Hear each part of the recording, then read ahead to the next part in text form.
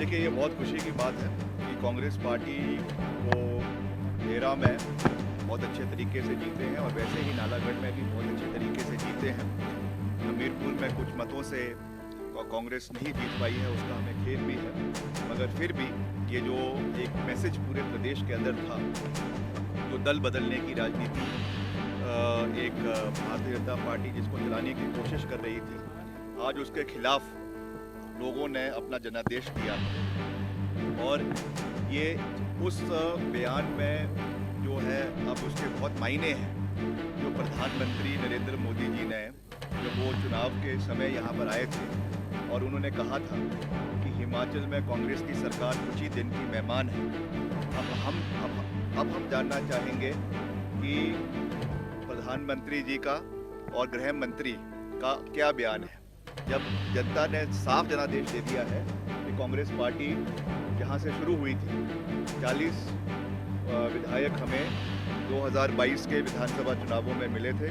आज वापस हम 40 पर ही पहुंच चुके हैं। तो आज केंद्र सरकार उस पर क्या कहना चाहती है, क्या अभी भी वो हमारी सरकार को गिराने के सफल प्रयास करेंगे या नहीं, इस विषय पर जयराम जी को अपनी स्थिति स्पष्ट करनी चाहिए। मायने ये है कि जनता जो जनादेश देती है हमें उसको रिस्पेक्ट करना है, चाहे हार है चाहे जीत है, उसको पॉजिटिव स्ट्राइड में लेने की आवश्यकता है। और हमने लोकसभा में हार हुई कांग्रेस पार्टी की, हर जगह हमने उसको भी स्वीकारा, और जीत हुई है उसको भी स्वीकारा। जिस तरीके से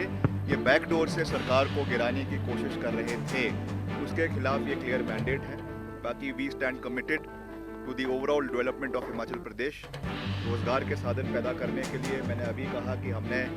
30,000 सरकारी नौकरियां, आंकड़ों के साथ मैं कह रहा हूं, अभी कुछ दिन बाद हम उसका एक विभाग में कितनी नौकरियां दी गई उसका पूरा ब्यौरा देंगे, क्योंकि लगातार जयराम जी ये बोल रहे हैं कि हमने नौकरियां सरकारी क्षेत्र में नहीं दी। 30,000 नौकरियां 1.5 साल के कार्यकाल में दी गई है। इसके अलावा प्रदेश में जो भी हमने कमिटमेंट्स करी है उनको हम लगातार पूरा कर रहे हैं और आने वाले समय में हम प्रदेश में और मजबूती से कार्य करेंगे। मैं तो यही सहयोग चाहूँगा कि अब चुनाव खत्म हो चुके हैं, केंद्र से भी मैं ये सहयोग चाहूँगा कि वो हिमाचल को राजनीतिक दृष्टि से अब देखना बंद करें और हिमाचल के जो भी हित यहाँ के हैं, चाहे वो सड़कों की बात है, चाहे वो पेयजल योजनाओं की बात है, चाहे वो यहाँ पर हमारा रेवेन्यू डेफिसिट ग्रांट जो एक समय में 12,000 करोड़ रुपए हिमाचल को मिलता था, आज मात्र 2,000 करोड़ रुपए हिमाचल को मिल रहा है। अभी 16वां वित्त आयोग हिमाचल प्रदेश आया, अब अगर इनकी अभी भी आंखें नहीं खुल रही है तो मैं समझता हूँ कि बहुत दुर्भाग्यपूर्ण होगा। इन सब विषयों पर केंद्र को पूरी मजबूती से हिमाचल का सहयोग करना चाहिए।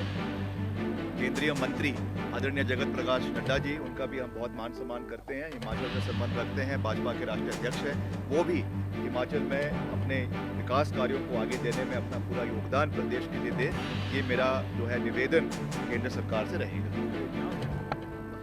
निश्चित तौर से देखिए, विधानसभा के अंदर कभी नए जो है वो रिकॉर्ड बनते हैं और ये भी एक नया रिकॉर्ड अपने आप में है कि मुख्यमंत्री जी और उनकी धर्मपत्नी दोनों विधानसभा के अंदर बैठेंगे। हालांकि वो एक पति पत्नी के रूप में नहीं, मगर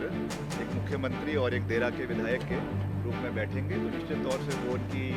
जो संवैधानिक जिम्मेवारियाँ उनको अपने क्षेत्र के लोगों ने दी हैं उसका वो वहाँ पर पालन करेंगी और वहाँ के जो विधानसभा के उनके विषय हैं उनको जो है वो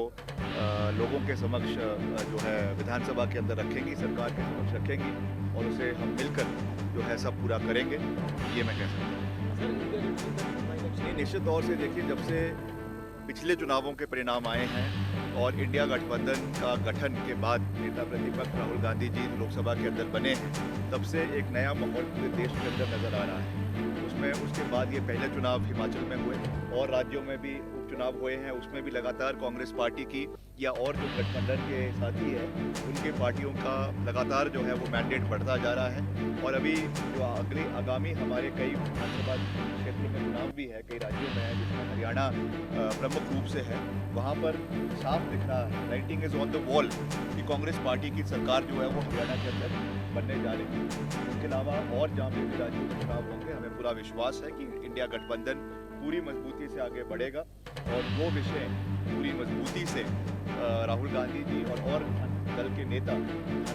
लोकसभा के अंदर उठा रहे हैं, जिसमें नीट भर्तियों का एक बहुत बड़ा घोटाला है या और जो विषय है उसके बारे में उठा रहे हैं, उसका समर्थन प्रदेश के लोगों का, देश के लोगों को उनका मिल रहा है। और अभी खास रूप से जो उन्होंने अग्निवीर योजना के बारे में बहुत मजबूती से लोकसभा के अंदर इस बात को रखा और उसकी पूर्ति खुद जो है वो उनके परिवार के लोगों ने करी है। उन्होंने कहा है कि जो सहयोग और जो मान सम्मान अग्निवीर